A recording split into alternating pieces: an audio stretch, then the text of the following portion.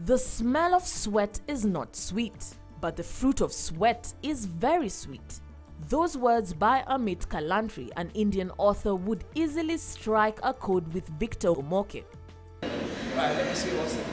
A fitness instructor by profession, Victor is the founder of Savannah Fitness Exchange. Located in Hurlingham, the facility specializes in aerobics, gym instruction, and fitness assessment. An active child growing up, Victor's business idea was inspired by the playfulness of his childhood. Growing up as a kid, I remember we just used to play lots of games as kids, you know. We used to just run, play rugby, play football, athletics, all these games, hide and seek, you know, kati, all those childhood games. We used to enjoy all that.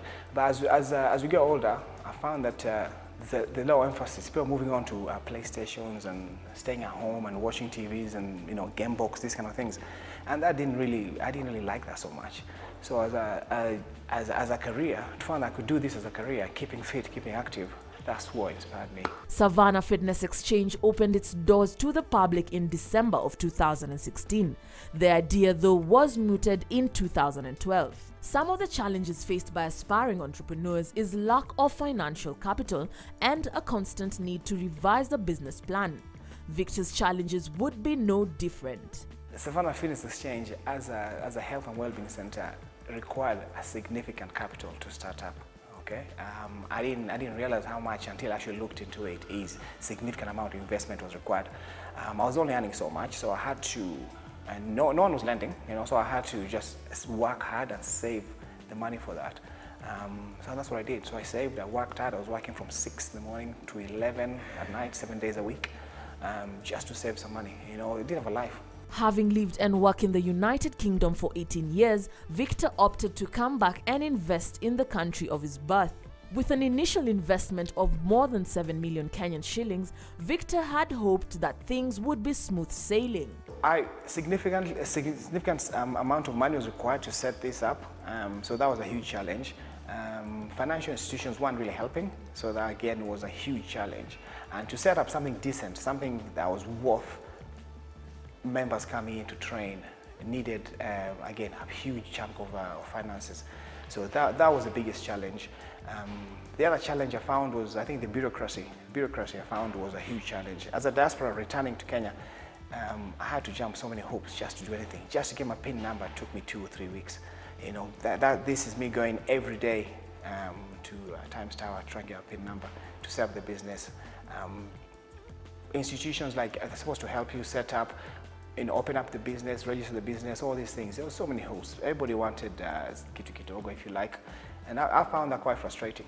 Eventually, after clearing his goods and with no more finances to inject into the venture, the 39-year-old opted to store the equipment at his house and regroup.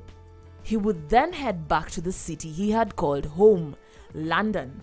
After working for a couple of years, Victor was finally ready to get the ball rolling. So we pride ourselves in our customer journey. So from the minute a member signs up to the minute they actually leave, you know, there's a journey. So the first thing we do is you come in, we will assess you. We'll do a body composition analysis, which will measure your body fat, we'll measure your muscle mass, we'll measure your bone density, we'll also measure your actual age, you know, your actual age and your physical age.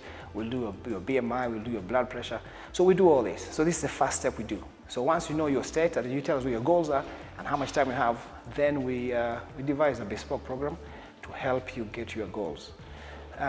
We also we offer free personal training. So anybody who signs up to Savannah Fitness Exchange doesn't need to pay any extra for any personal training.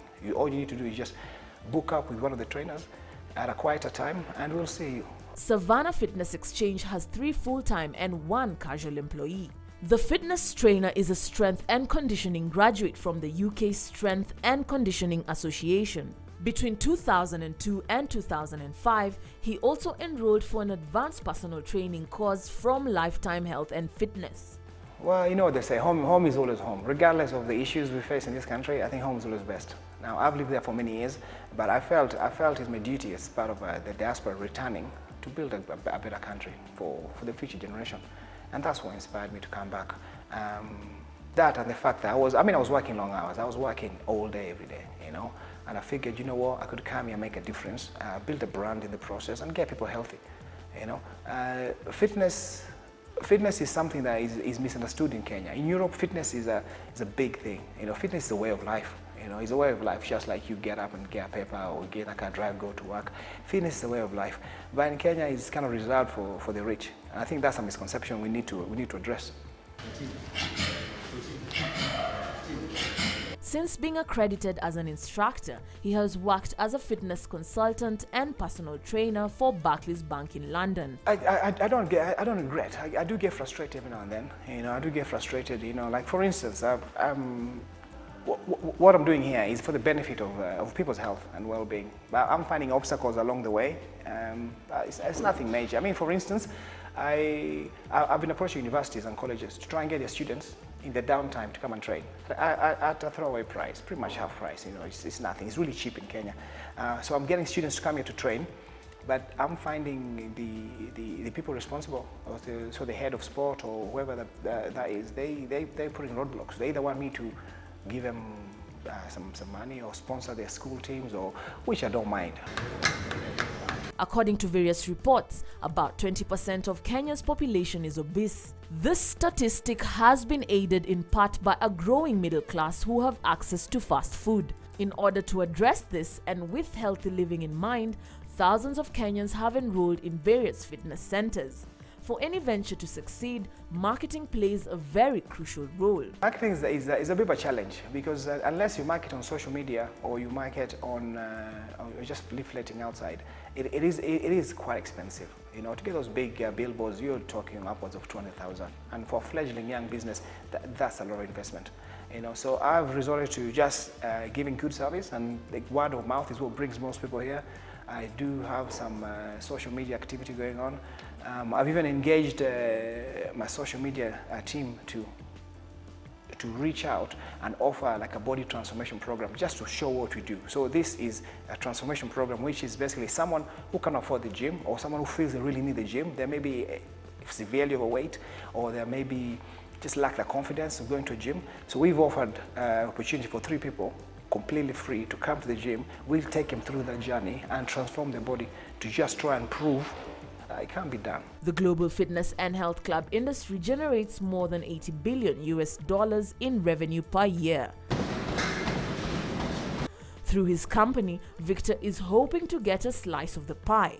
However, for this to be achieved, perceptions and attitudes need to change. There's a growing appetite for the fitness, for fitness and just looking good in Kenya and the health side of things, you know. But I think in Kenya, fitness is perceived as a leisure activity for the rich or those with deep pockets, you know. I think my nearest competitor charges something like 23,000 a month.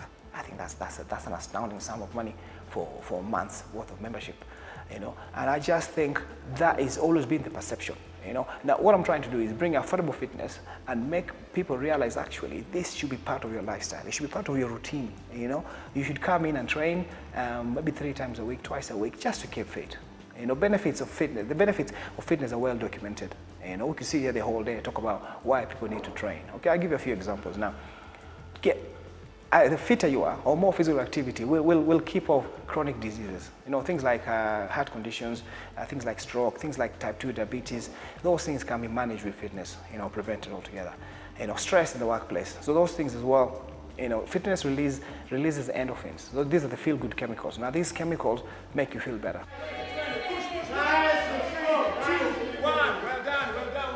Just like many other entrepreneurs, Victor has made countless mistakes in his entrepreneurial journey.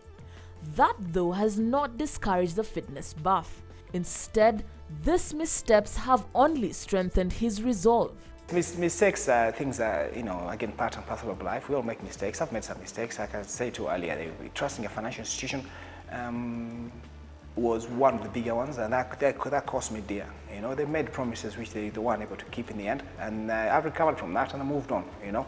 But some mistakes I've kind of made along the past, again, was staffing levels, just trusting. You hire the wrong kind of people and they kind of mess you about.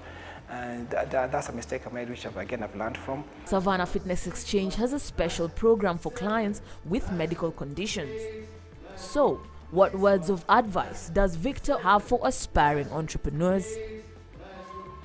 Right, the first thing I'll tell anybody is whatever dreams you have, just announce them, tell them out. Make sure they're realistic, of course, but then tell the people these are your dreams, because that puts you under pressure. Now, I told people this back in 2011, and I had people mocking me every year. Where's the gym? Where's the gym? You know, here we are now. You know, so that's one thing I'll tell her. Just push yourself under that pressure. Okay. The other thing is believe in your product. Believe in your product. Believe in what you're trying to do, and just follow it through.